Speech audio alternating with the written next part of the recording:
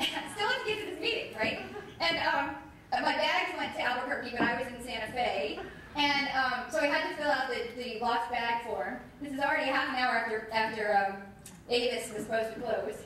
And I said, oh, you know what, I don't have my license with me, but I can get you the number. I can just call my husband, and he'll get you the number. I called my husband, he's getting, it turns out, a pizza, okay? And I said, oh, it's going to be about 15 minutes. So here I am asking this person to wait 15 minutes more for him to look up my number. And I said, and while we're waiting, do you mind if I just go and check and fill out the bag lost forms too? Well, anyway, she accepted this, gave me this car, and when I arrived at this executive meeting, there was just a few people there, and they said, I would have stopped when my flight was canceled at San Francisco. But do you see how a particular desire, a big desire, can get you through a lot of imperfect situations that are in your way, right? And all you end up doing on your way is you want to share with people what your real desire is. You want to put on your blinker of your life, and you want to invite people to help you get where you're going. So it can become a good example to other people. And so when you're parking your car, you do this all the time.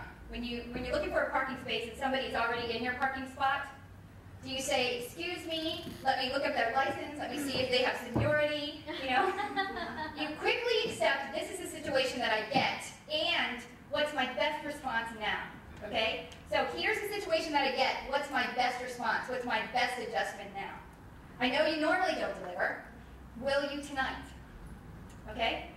So I want to get back to your airline example. Sometimes when I ask, I say, oh, can you move me to the front of the airplane? This is how I often do it. Okay. Are there seats available in the front of the airplane?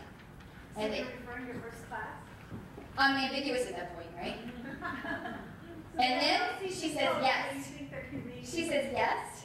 And then I look at her and say, how far up can you move me? But the key when you ask, you do not want to obligate, okay? So I don't want to force somebody to give me something.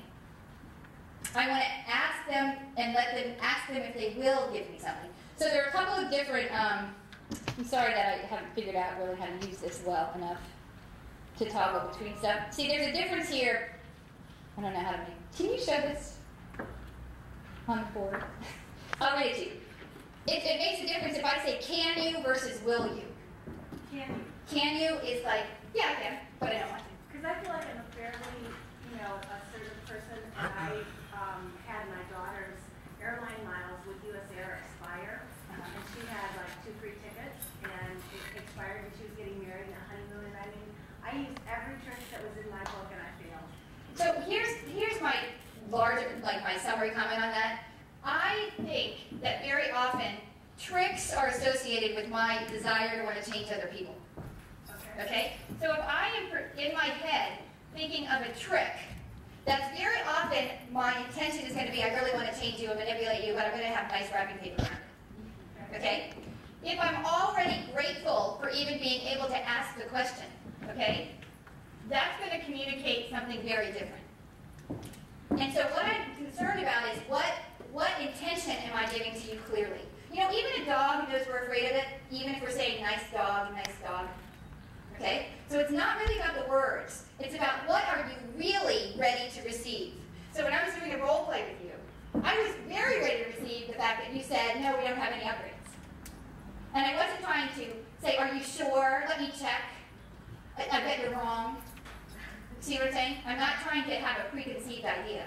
But I want to befriend them, and I want them to say, well, if you can't get me on, who can? I was flying to Japan, and I was flying to business class, and I was really late. I was about 1.5 hours early for my flight. You needed to be 2 at the desk. And so this person said, you're too late, because they had oversold the flight. And so they were looking for reasons to cancel people. Yeah? And she didn't realize I had a business class ticket. So she said, oh, I can't get you on this plane. So my immediate response was, who can?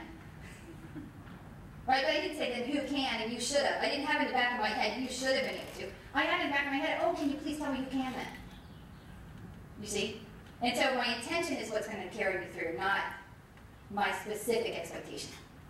I don't know if that's clear. Yeah? Okay, yes. How can we apply all you are saying in job interviews to make them like us, because I think that's more appropriate than airline. That's a really, I do actually a role play in a negotiation exercise that I can even send you a paper on that if you'd like. So here's the thing. So when I was interviewing at the University of Chicago for a consulting firm that I was in, and we were hiring 2 people that year, and we were interviewing at all the top business schools, Harvard, University of Chicago is where I was, Stanford. And so I had people come into my little interview room that had made the cutoff, right? And here I'm going to tell you the story of me being a recruiter, okay? And so I looked at the person and I said, okay, look, we have 1 hour to figure out if this is a place where you will thrive. And so what I would like you to do, this is my want, I would like to learn everything about you that's relevant to help us make this decision. And I would like to be able to share with you anything from my company that you think you would like to know to help you make that decision too. Okay? So it's going to be I'm creating consensus. I'm not assuming it. I'm creating it. Okay?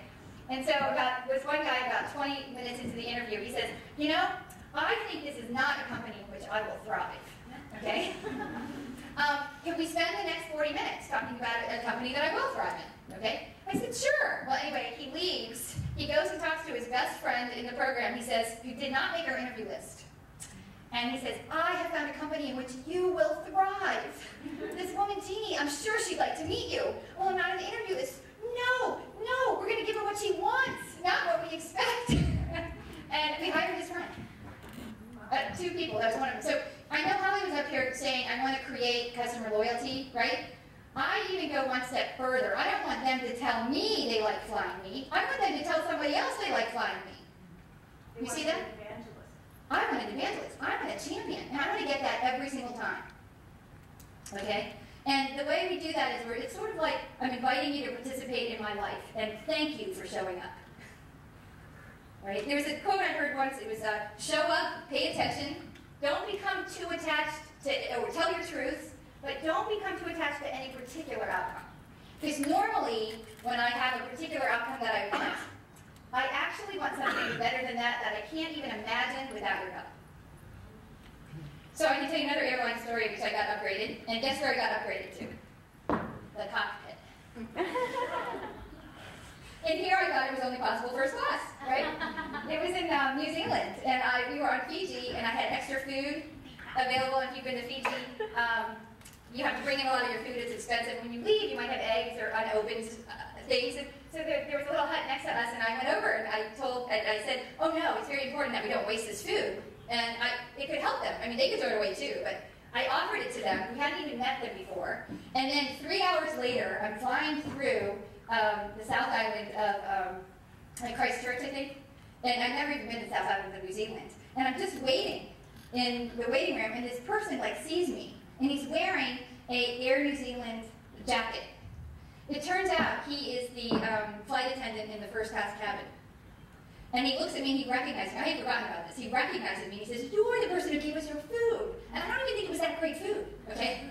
And he says, well, you're in business class. I would like to upgrade you to first. And then he thinks again. He goes, well, have you ever been in the cockpit on takeoff and landing?